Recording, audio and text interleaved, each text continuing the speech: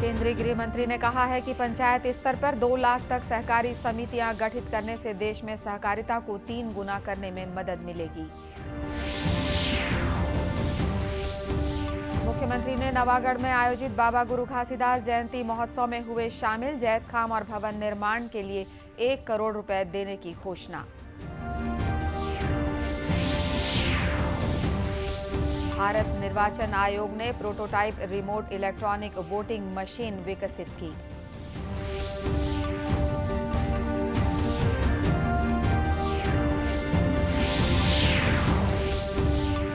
और REC limited company ने रायपुर के माना और मोवा में दिव्यांगजनों को सहायता और सहयोगी यंत्रों का किया वितरण।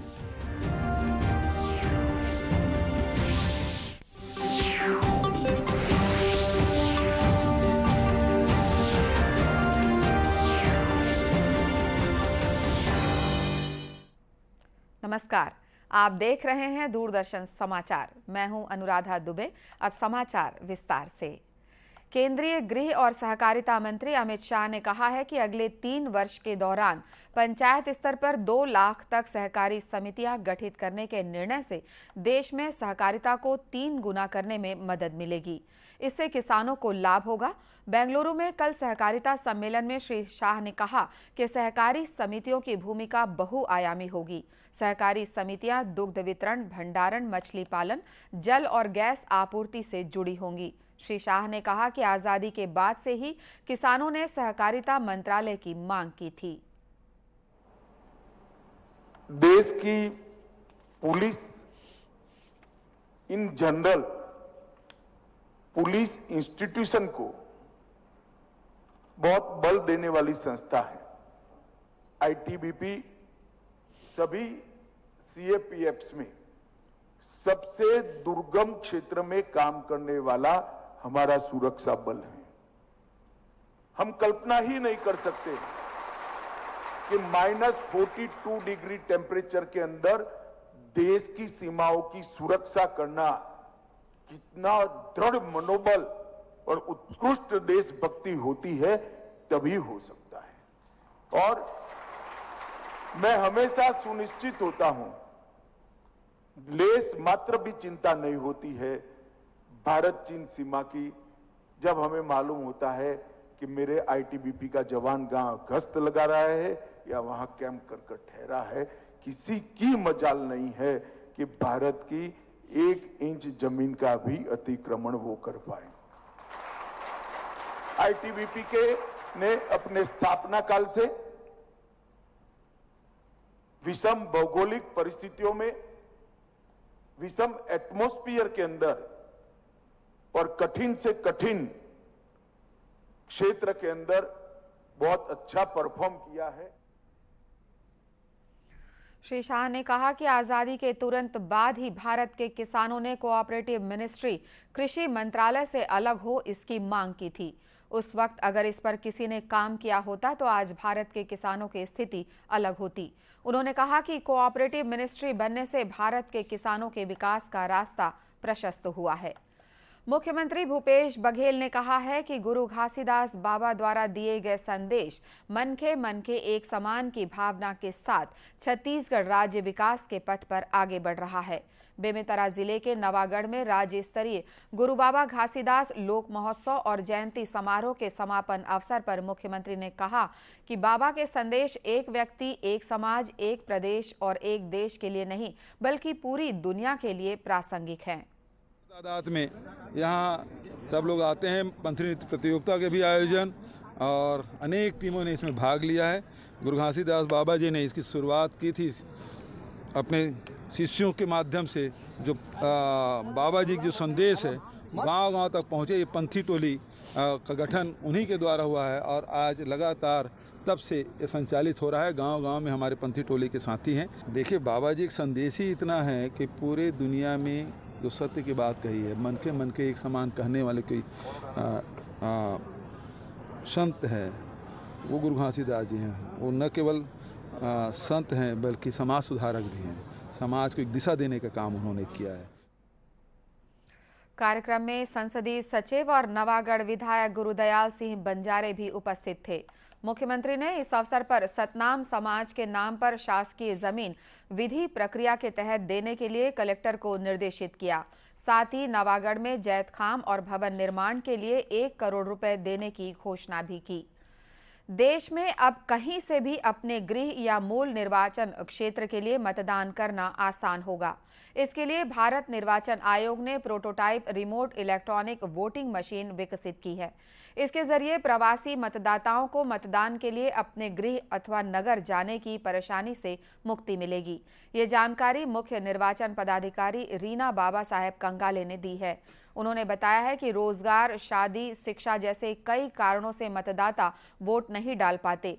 रिमोट मशीन के आ जाने से वोटर टर्नआउट में सुधार आएगा और निर्वाचन में अधिक से अधिक भागीदारी सुनिश्चित हो सकेगी। आयोग ने बहु निर्वाचन क्षेत्र प्रोटोटाइप रिमोट ईवीएम की कार्यप्रणाली का प्रदर्शन करने के लिए सभी मान्यता प्राप्त 8 राष्ट्रीय और 57 राज्यीय दलों के प्रतिनिधियों को 16 जनवरी को बुलाया है। पिछले 24 घंटों के दौरान देश में कोविड के कुल 266 नए मामले सामने आए हैं। स्वास्थ्य मंत्रालय ने बताया है कि इसी अवधि के दौरान 179 रोगी स्वस्थ हुए हैं। देश में स्वस्थ होने की दर 98.8% है। मंत्रालय के अनुसार देश में वर्तमान में 3653 एक्टिव मामले हैं। मंत्रालय ने बताया कि राष्ट्रव्यापी टीकाकरण अभियान के तहत पिछले 24 घंटों के दौरान 91,000 से अधिक टीके लगाए गए। अब तक देश में 220 करोड़ 10 लाख टीके लगाए जा चुके हैं। इधर छत्तीसगढ़ में कोरोना के 2 नए मामले सामने आए हैं। प्रदेश की औसत पॉजिटिविटी दर 0.12% है। वर्तमान में सक्रिय मरीजों की संख्या 6 है। आजादी के अमृत महोत्सव के तहत भारत सरकार के सार्वजनिक क्षेत्र की कंपनी IRC लिमिटेड ने रायपुर के माना और मुवा में दिव्यांगजनों को सहायता और सहयोगी यंत्र का वितरण किया। माना में आयोजित कार्यक्रम में REC लिमिटेड के CMD विवेक कुमार देवांगन ने दिव्यांगजनों को सहयोगी यंत्र वितरित किए।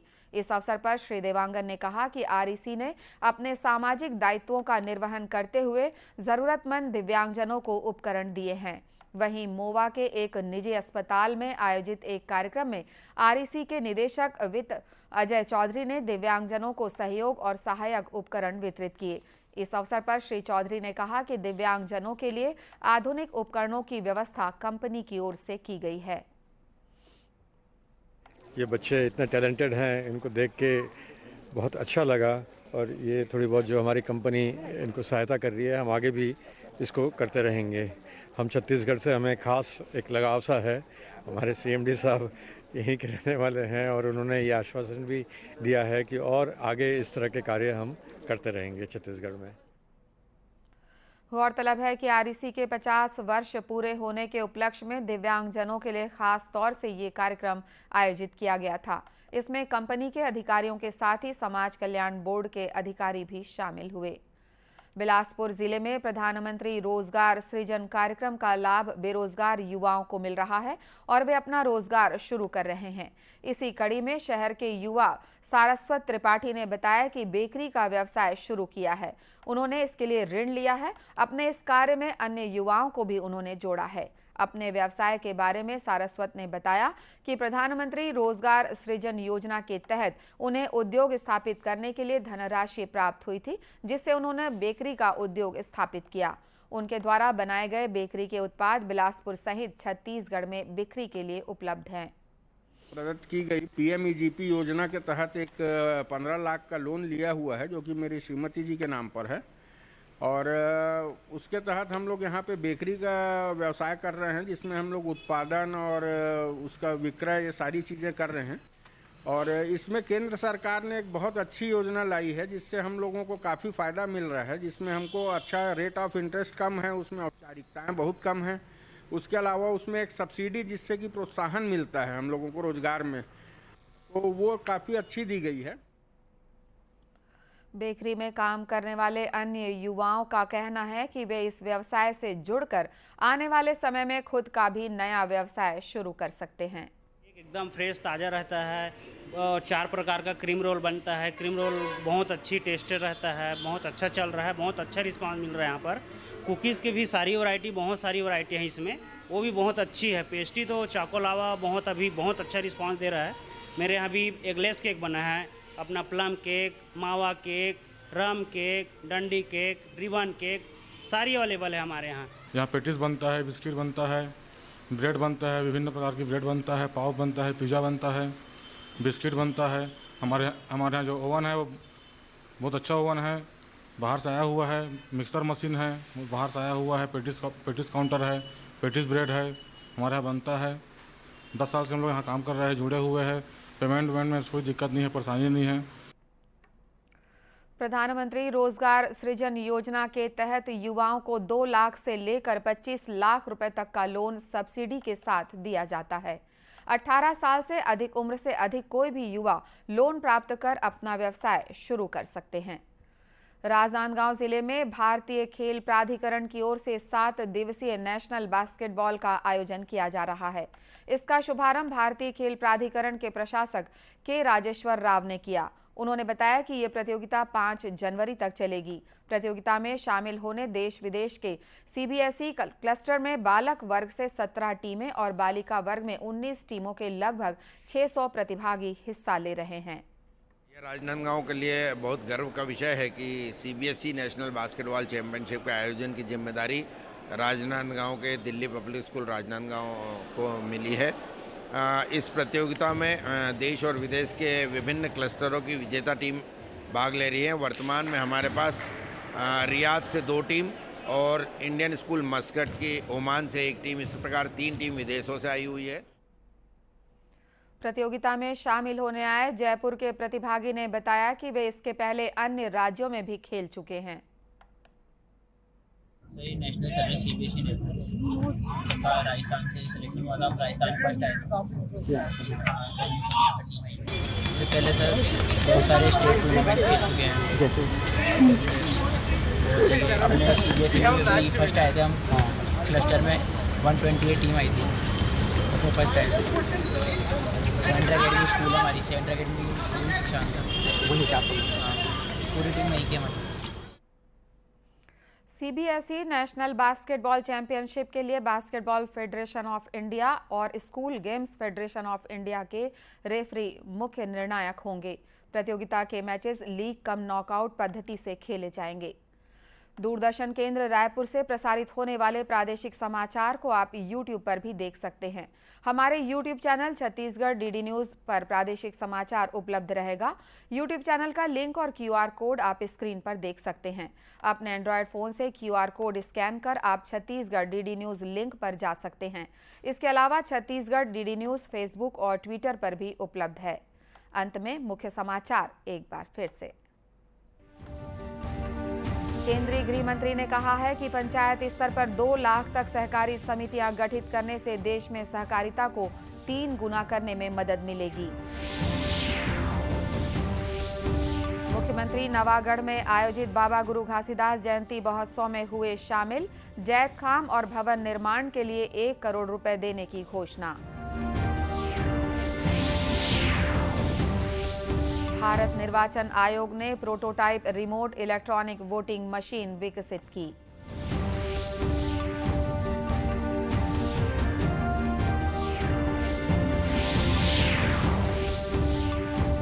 और आरईसी लिमिटेड कंपनी ने रायपुर के माना और मोवा में दिव्यांगजनों को सहायता और सहयोगी यंत्रों का किया वितरण।